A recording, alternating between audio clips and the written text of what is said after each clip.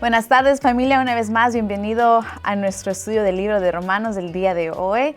Estamos muy alegres de que nos esté acompañando. Quiero felicitarles que hemos llegado hasta el capítulo 12. Si usted nos ha estado siguiendo, si usted ha estado estudiando este libro con nosotros, ya vamos más de la mitad. Y en este capítulo vamos a hacer un poco de pausa, porque muchas veces tomamos un capítulo a la vez, pero vamos a saborear en verdad el capítulo 12 de Romanos en esta tarde. Así que si usted vio lo que nos toca estudiar el día de hoy, son solo 2 versículos, Romanos 12, versículo 1 y versículo 2. Y tal vez usted al verlo dijo, no hay problema, esta será una semana fácil de estudio porque la cantidad de versículos es poca, pero en verdad las verdades que encontramos en estos 2 versículos son muy densas. Estos versículos en verdad forman un giro en lo que es la carta de Pablo hacia la iglesia en Romanos. Veremos que de aquí en adelante cambia un poco el tema de lo que está hablando Pablo. Hemos visto en 11 capítulos él explicar lo que es el Evangelio, quiénes somos nosotros, lo que Dios ha venido a hacer por cada uno de nosotros. Y ahora, aquí va el giro, Pablo empieza a dirigirse a los romanos sobre cómo es que los hijos de Dios, siendo criaturas nuevas, ahora hemos de vivir. Así que empezamos este capítulo y arriba de sus Biblias es muy probable que esté escrito sacrificios vivos, que es el tema al que Pablo está refiriéndose en este capítulo. Así que, como ya dije, es importante recordarnos de que hemos estado estudiando esto por 11 capítulos. Y digo esto porque cada palabra en la Biblia, en las Escrituras, en la palabra de Dios es importante y está ahí con un propósito. Y muchas veces estamos acostumbrados a leer la Biblia y se nos pasa lo obvio tal vez. Pero quiero tomar de verdad el tiempo en esta tarde para ir palabra por palabra lo que Pablo nos está diciendo en esta tarde. Así que con sus Biblias, por favor, si usted me acompaña, Romanos capítulo 12, versículo 1 dice así: Por lo tanto, hermanos, tomando en cuenta la misericordia de Dios, les ruego que cada uno de ustedes en adoración espiritual ofrezca su cuerpo como sacrificio vivo, santo y agradable a Dios. No se amolden al mundo actual, sino sean transformados mediante la renovación de su mente. Así podrán comprobar cuál es la voluntad de Dios, buena, agradable y perfecta. Y lo más probable es que usted, esta no sea la primera vez que usted lea estos versículos. Es muy probable que usted haya escuchado varios sermones sobre el tema, porque este pasaje es un pasaje muy, muy conocido, pero como mencioné al principio, las verdades que encontramos en este pasaje deben de cambiar nuestra vida radicalmente, iglesia. Todo lo que hacemos, todo lo que somos en verdad está arraigado en lo que dice estos versículos. Así que primera palabra de Pablo, por lo tanto. Una palabra tal vez que creamos que no tiene significado, pero tiene mucho significado porque, como mencioné, son 11 capítulos que Pablo ha estado mencionando vez tras vez, explicándonos en verdad lo que es el Evangelio de Dios. Y después de estudiar esos 11 capítulos, después de que Pablo ha dejado todo en la mesa y escrito todo lo que en verdad es el Evangelio de Dios, sabiendo todo eso, tomando esos 11 capítulos en cuenta, entonces él dice: hermanos, por lo tanto, con todo este repertorio de los 11 capítulos, habiendo leído, estudiado y comprendido esos 11 capítulos, hermanos. Así que una vez más, ¿quién es la audiencia de Pablo aquí? Ahora está hablando a toda la iglesia, ya no importa si es judío o gentil, todos los que somos creyentes, hijos de Dios. Dice: hermanos, tomando en cuenta la misericordia de Dios, tomando en cuenta la misericordia de Dios. Ahora, hay que hacer una pausa aquí, porque nuestra Biblia, muy probablemente su versión, igual que la mía, diga la misericordia. Pero cuando vemos en verdad la traducción original en el griego, lo que Pablo está diciendo, en verdad, esta palabra misericordia es plural. Entonces, debería de leer, les ruego que cada uno de ustedes, tomando en cuenta las misericordias de Dios. Y eso cambia tantito y es importante porque, como dije, Pablo se está refiriendo a las muchas misericordias que él tiene ya tiempo enseñándonos, explicándonos a través de los 11 capítulos anteriores. Es una lista inmensa de misericordias. Y quiero recordarles algunas de estas misericordias porque son importantes.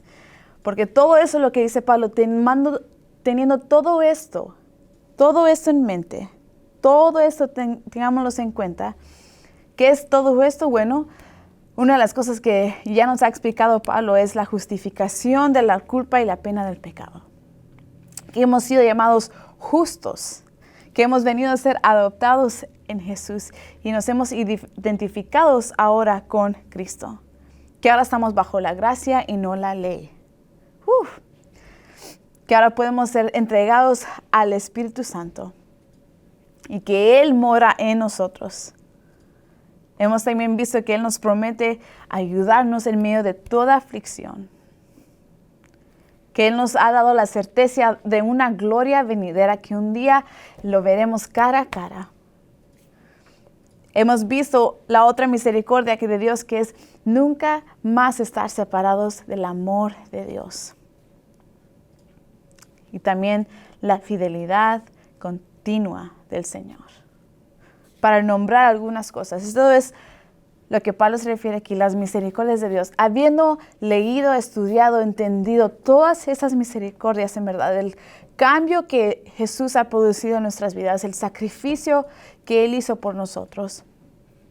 Entonces, teniendo todo esto en cuenta, entonces les ruego. Y esa palabra es, usted se imagina Pablo escribiendo, les ruego, les imploro, les suplico, les exhorto que cada uno de ustedes, una vez más, todos los creyentes, cada uno de ustedes, en adoración espiritual, ofrezca su cuerpo. En adoración espiritual, ofrezca su cuerpo.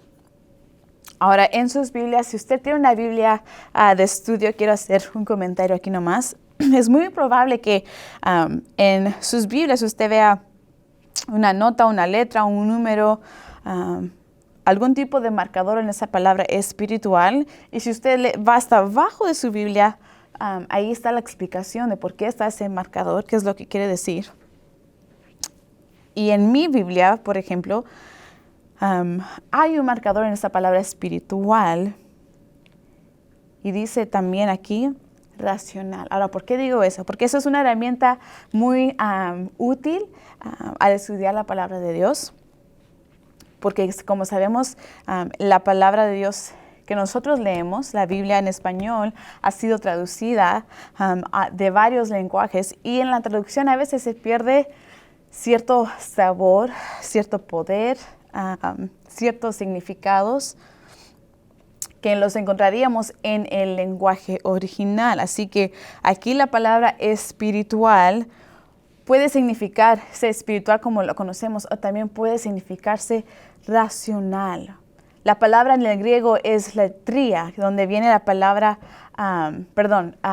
lógicos, donde viene la palabra de que sabemos que es lo lógico. Logos, ¿verdad? Y eso lo que quiere decir es razonable. Esta palabra tiene un poco de debate en escogerla, pero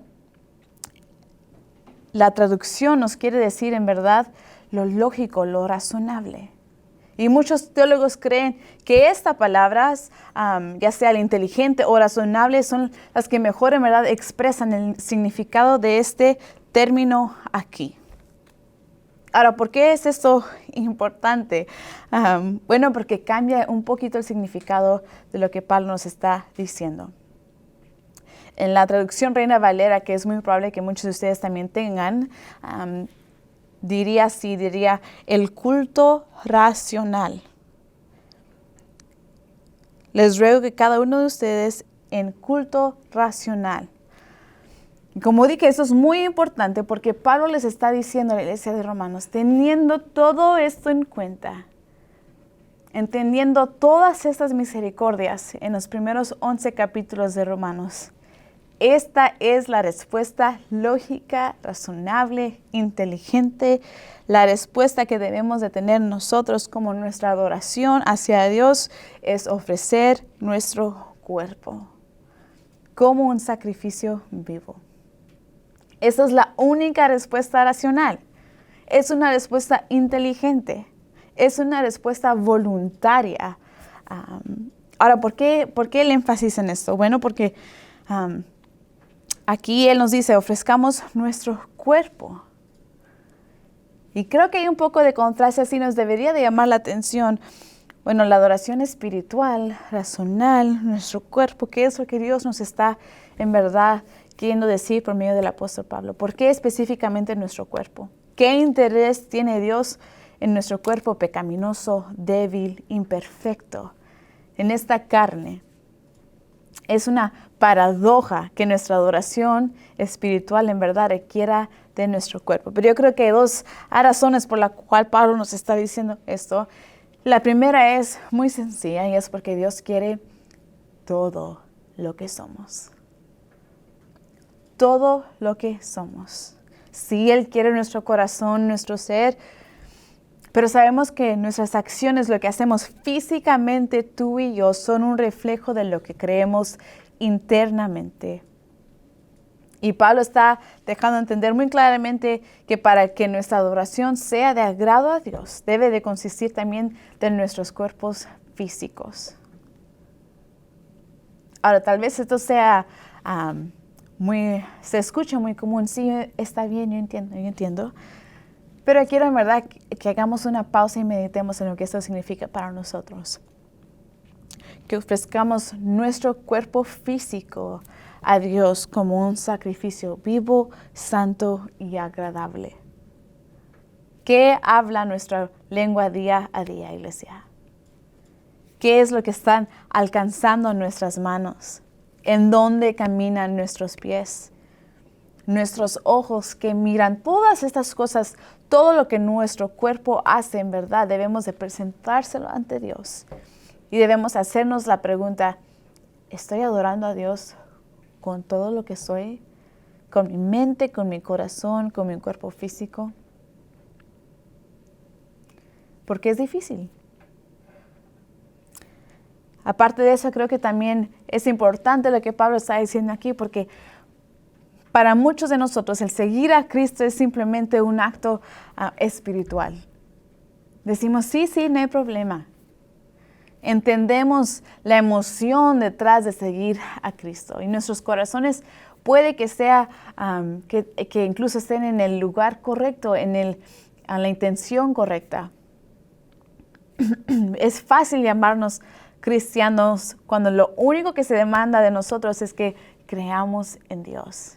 Y este es el mundo en el que vivimos hoy en día. La mayoría de la gente cree en Dios. Ese no es el problema. Sienten que existe un Dios. Unos incluso tal vez pueden decir que sienten la necesidad de Dios. Es fácil adorar a Dios con nuestros sentimientos. Es fácil cantar los domingos en la mañana juntos, cantos en adoración a Dios. Pero Dios anhela mucho, mucho más que esto, iglesia. Y ya que Él nos ha dado muchas misericordias, es merecedor de una adoración genuina y completa. Lo hemos dicho varias veces, tú y yo fuimos creados para adorar. Y eso es el punto que está haciendo Pablo aquí. Adoremos a nuestro Dios. con todo lo que somos. Ese es el propósito de nuestra vida. Poder estar ante su altar y que nuestros sacrificios sean nuestra vida entera. Que sea Él que nos consuma. Que sean sus anhelos, sus deseos, sus propósitos. Es decir, una adoración que embarque todo lo que somos y todas las áreas de nuestra vida, iglesia. Todo lo que hacemos. Cómo nos relacionamos unos con otros. Cómo vivimos en nuestra vida cotidiana, día tras día. Él quiere todas las áreas de nuestra vida. Y es más, el apóstol Pablo pasará más tiempo en verdad explicándonos en el resto de este libro cómo debería de verse esto, cómo deberían de ser las relaciones entre nosotros, cómo debería de reinar el amor y la misericordia. Pero antes de entrar a eso, él hace énfasis una vez más en nuestra relación con Dios, en la importancia que hay en adorarle al Señor, en cumplir nuestro propósito como adoradores. Le hemos dicho antes incluso que si no adoramos a Dios, terminaremos adorándonos a nosotros mismos. Y ese es el problema que vimos al principio de Romanos. Fuimos creados para adorar, somos seres de adoración.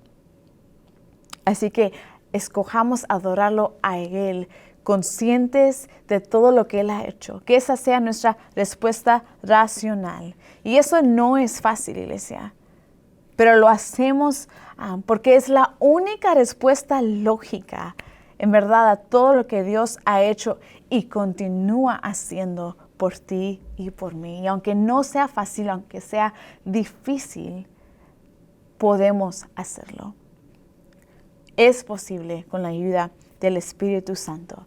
Es necesario que tú y yo hagamos todo lo posible por mantener en verdad todo lo que somos en el altar como un sacrificio. Me encanta lo que David Guzik dice. Él dice, el cuerpo es un siervo maravilloso, pero un amo terrible. Manteniéndolo en el altar de Dios como un sacrificio vivo, mantiene el cuerpo en verdad donde debe de estar. Si no lo mantenemos allí, el cuerpo va en verdad a reinar en nuestras vidas y nos va a llevar a la destrucción como ya lo hemos visto. John Stott dice esto, la santidad del cristiano se manifiesta en las acciones del cuerpo. Lo que tú y yo hacemos físicamente es una reflexión directa de lo que hay internamente en nuestros corazones. Y si no hay un espíritu de adoración, una decisión de adorar al Rey de Reyes por quien Él es, por sobre todas las cosas, entonces nuestro cuerpo físico lo va a demostrar. Empezará a buscar cosas por sí mismo, para glorificarse y satisfacerse a sí mismo. Ahora, la palabra sacrificio vivo, en verdad, Pablo, aquí esta palabra era muy común, muy conocida en este tiempo. Toda la gente que estuviera leyendo esta carta sabía a lo que Pablo se refería aquí, porque es un lenguaje del Antiguo Testamento. Era común ofrendar a Dios y traer un sacrificio a Él. Pero aparte de la gente cristiana en ese tiempo, en verdad toda la cultura de la región en ese entonces sabía relacionarse con lo que era un sacrificio. Para muchos el sacrificar un animal era la base o un enfoque principal de su religión. Creían que un sacrificio, a lo que ellos traían, lo que podían ofrecer, era lo mejor que ellos tenían. Y vemos que Dios en el Antiguo Testamento reprende esta manera de pensar, porque el pueblo cree en varias ocasiones que no importa lo que ellos hacían, no importaba su comportamiento, su desobediencia, lo que importaba era traer un sacrificio. Eso era lo más importante y Dios los reprende en varias ocasiones y le dice, no, eso no es lo que yo quiero. Lo que importa es la actitud, la condición de su corazón y de sus mentes al ofrecer esos sacrificios. Y eso es precisamente lo que Pablo nos está diciendo aquí una vez más. Pablo nos dice, este es el contraste del sacrificio que sí le es un agrado a Dios. Lo que a Él le agrada es un sacrificio vivo, iglesia. Llegamos a ser un altar vivos y seguimos viviendo en todo lo que hacemos, en todo aspecto de nuestra vida, como ya lo dije, día tras día debemos de honrar a Dios. Cada hora, cada minuto, buscar su gloria por sobre la nuestra. Es algo continuo que nunca para. Constantemente debemos de estarnos asegurando de que permanezcamos en ese altar, sacrificándonos a nosotros mismos y haciendo morir el yo todos los días. Aparte de ser vivo, este es un sacrificio santo, separado especialmente para Dios, apartado para su gloria, solo su gloria. Este es el sacrificio agradable que es hecho con corazón puro en adoración genuina y voluntaria. Sometemos nuestra voluntad a la del Señor. Ahora quiero brevemente simplemente hacer una precaución aquí, que nuestro sacrificio, nuestra vida, nuestra presentación de nuestros cuerpos no es un acto de salvación, es una respuesta a la salvación que hemos recibido ya de parte de Cristo Jesús. Cuidado si usted alguna vez escucha algún mensaje o está siguiendo a alguien que predique algo de lo contrario. Tú y yo nunca podremos añadir nada al sacrificio que ya hizo Jesús por nosotros. Él fue el sacrificio perfecto.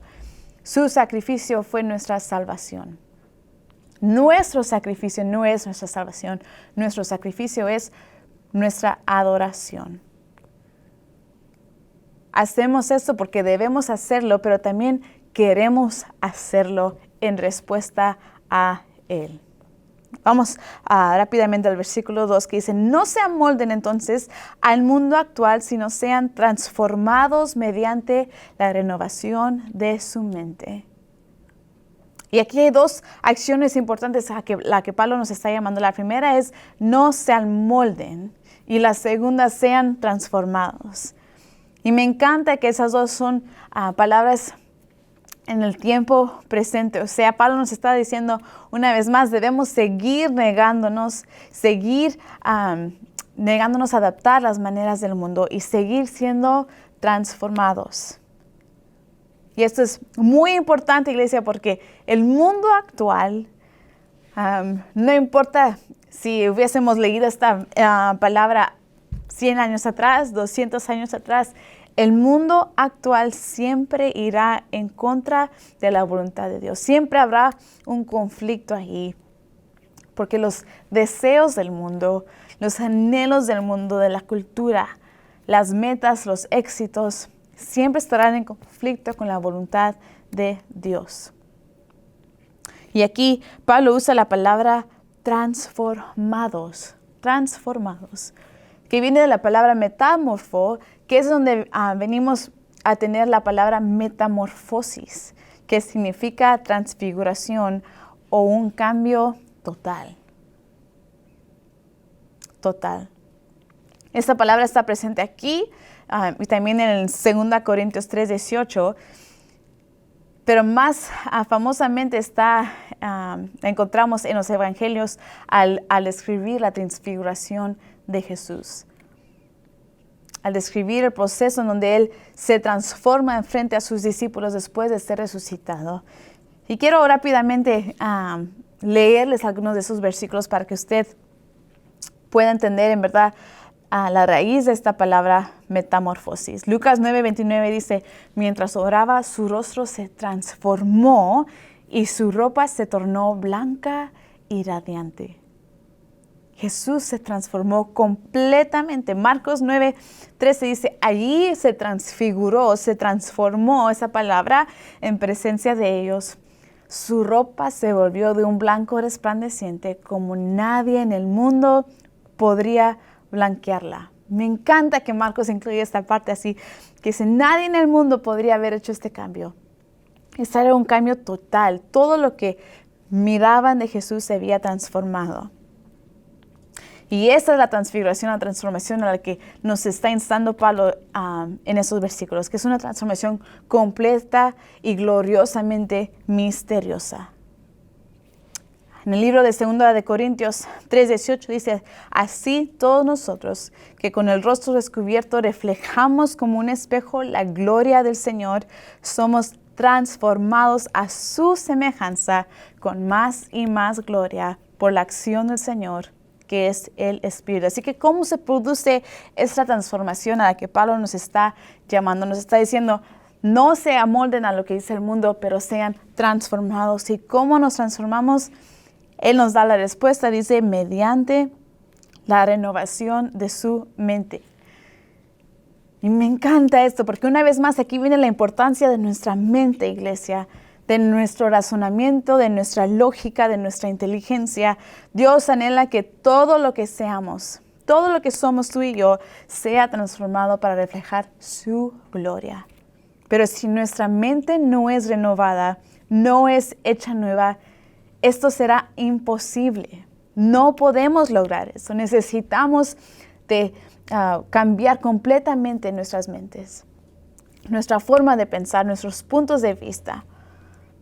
John Piper dice esto acerca de nuestras mentes. Dice, nuestras mentes están empeñadas en no ver a Dios como infinitamente más digno de alabanza que nosotros, o las cosas que hacemos, o lo que logramos.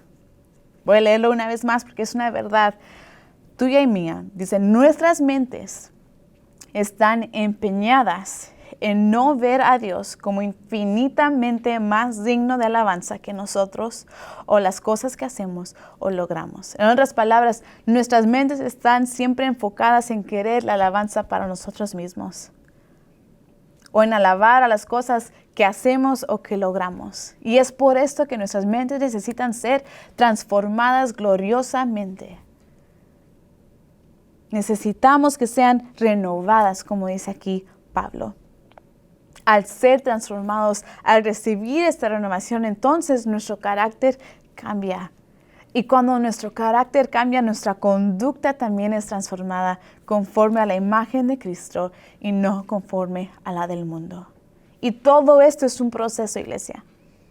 Nuestros pensamientos y nuestra manera de pensar no cambian instantáneamente al venir a ser cristiano. Al venir y aceptar el sacrificio del Señor en nuestras vidas, esto no sucede instantáneamente. Nuestros nombres son escritos en el libro de la vida, sí. Recibimos la salvación, sí. Pero esta transformación, esta renovación requiere un sacrificio constante. Esto es una manera de vivir. Es una decisión a diaria de llegar ante el altar de Dios y pedirle al Señor que Él renueve todo lo que somos, que Él transforme todo lo que somos y cambie nuestra manera de pensar. Ahora, ¿cómo lo logramos en verdad? Hay un pasaje muy similar a este que lo encontramos en Tito, capítulo 3, versículo 5, que dice así: Él nos salvó no por nuestras propias obras de justicia, una vez más, no por lo que hacemos tú y yo, sino por su misericordia. Nos salvó mediante el lavamiento de la regeneración y de la renovación por el Espíritu Santo. Ahí está la clave. Debemos estar constantemente entregándonos y presentando nuestras mentes al poder del Espíritu Santo para que Él traiga la renovación que solo Él puede traer. Por más de que tú y yo queramos cambiar esta mente soberbia, perversa, no podemos hacerlo solos. Necesitamos el poder del Espíritu Santo. ¿Y por qué es importante cambiar nuestras mentes una vez más? Porque solo una mente renovada, dice aquí Pablo, puede discernir y decidir obedecer la voluntad de Dios. Dice, así podrán comprobar cuál es la voluntad de Dios, buena, agradable y perfecta. En otras palabras, si nuestra mente no cambia, si nuestra manera de pensar no cambia, si nuestras decisiones de cómo vivimos no cambian, si nuestros caracteres no cambian, nuestras acciones no cambian, no podremos comprobar cuál es la voluntad de Dios. No podremos discernir cuál es la voluntad de Dios. Buscaremos nuestra gloria y no la suya. Si sabemos esto, entonces podremos saber lo que en verdad Dios quiere de nosotros, lo que Él anhela. Cuando entregamos todo lo que somos a Dios, nuestra mente, nuestro corazón, nuestro cuerpo físico, entonces nuestras vidas pueden ser reflejos de su misericordia y de su gloria, iglesia. Esta es la voluntad de Dios. Esto es lo que Él anhela. Que con todo lo que seamos reflejemos su gloria, su misericordia. Nuestros cuerpos son simplemente vehículos diseñados para reflejar su gloria. Recordémonos que Él nos creó a su imagen.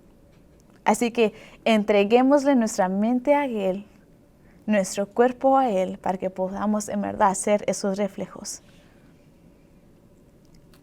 Antes de terminar, quiero simplemente darles unos puntos sobre cómo podemos lograr esto. Yo creo que lo primero que debemos hacer es reconocer en verdad que necesitamos esta renovación y esta transformación que solo el Espíritu Santo puede traer.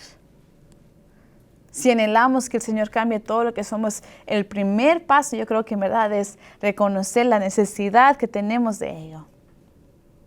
Y reconocer que solo el Espíritu Santo puede traer ese cambio en nuestras vidas. Además de eso, entonces nosotros tenemos el deber de buscar ese cambio, de orar por ello, suplicarle al Señor, Señor, trae ese cambio necesario a nuestra mente, a nuestra vida, a nuestro corazón, para que podamos adorarte como tú te lo mereces, siendo sacrificios vivos. Pedirle al Señor que traiga este cambio y pasar tiempo en su palabra. Si usted no ha estudiado los primeros 11 capítulos de Romanos, lo invito a que lo haga. Porque estas palabras, estas llamadas a la acción, al cambio, no tienen el mismo peso si usted no pasa el tiempo estudiando la palabra de Dios y estudiando los 11 capítulos de las misericordias de Dios que hemos visto hasta el día de hoy. Es necesario pasar tiempo con Dios en su palabra y mediante leemos su palabra, nuestras mentes serán transformadas. Y por último, al enfocarnos siempre en la gloria de Dios, en adorarle y traerle a Él gloria en todo lo que hacemos, en reflejar sus misericordias a todos los que nos rodean. En resumen, iglesia, al entender las muchas misericordias que Dios nos ha dado, Pablo nos está llamando y nos está diciendo que la única respuesta razonable a todo esto es nuestra adoración y nuestra alabanza. La única respuesta que tiene sentido, en verdad, es vivir vidas que adoren y reflejen en todo lo que hacemos y con todo lo que somos al Dios de misericordia que hemos venido a conocer. Pero para lograrlo debemos dar camino a que el Espíritu nos esté constantemente cambiando, porque permanecer en ese altar como un sacrificio vivo no es fácil, pero sí es posible. Al permanecer allí, al morir a nosotros mismos, al permitir que Dios nos moldee a su imagen, entonces con mentes nuevas, puntos de vista nuevos, anhelos y deseos nuevos, podremos discernir y seguir la voluntad de Dios. Y eso es lo que Él anhela para nuestras vidas, que sigamos su voluntad. La voluntad buena, agradable y perfecta. Sé que esto es fácil decirlo, pero muy difícil vivirlo en el día tras día. Pero debemos creer en verdad que todo lo que hacemos debería de ser en adoración al Señor. La manera en la que trabajamos, la manera en la que nos relacionamos unos con los otros, la manera incluso en que descansamos, la manera en que nos recargamos, en la que comemos, en la que festejamos, todo lo que hacemos debería de ser para su gloria. Eso es lo que significa presentarnos como un sacrificio vivo. Y lo hacemos de todo corazón, como respuesta a las muchas misericordias de Dios. Es mi oración que esta semana el Espíritu Santo en verdad nos ayude a hacer precisamente esto. Que nos ayude a ver las formas en que día a día podemos reflejar su gloria y su misericordia. Que podamos adorarle día a día, hora a hora, minuto a minuto, con todo lo que hacemos. Tal vez usted diga, no es fácil. Claro que no es fácil, es difícil. Pero para esto fuimos creados, iglesia. Tú y yo para adorarlo a Él y solo a Él. Es mi oración que podamos pedirle al Espíritu Santo que Él nos renueve, que cambie nuestra mente. porque queremos adorarle a Él no solo en sentimiento, no solo cuando nos conviene, cuando se siente bonito, cuando es fácil, sino adorarle a Él con todo lo que somos, con toda nuestra voluntad, conscientes en verdad de lo que estamos haciendo y del poder y el significado detrás de ello. Y entonces podremos saber en verdad cuál es la voluntad de Dios. Pero nosotros sabemos cuál es la voluntad de Dios. Sabemos que lo que Él anhela es que nosotros mostremos la misma misericordia que Él nos ha enseñado a la gente que nos rodea. Y esto miraremos en el resto de este capítulo en las próximas 2 semanas. Déjame orar por nosotros en esta tarde. Señor, gracias por tu palabra. Gracias en verdad por las muchas misericordias que tú nos has ya enseñado y dado, Señor. Y por las misericordias que nos sigues dando día tras día. Sabemos que no somos merecedores de ellas, Señor.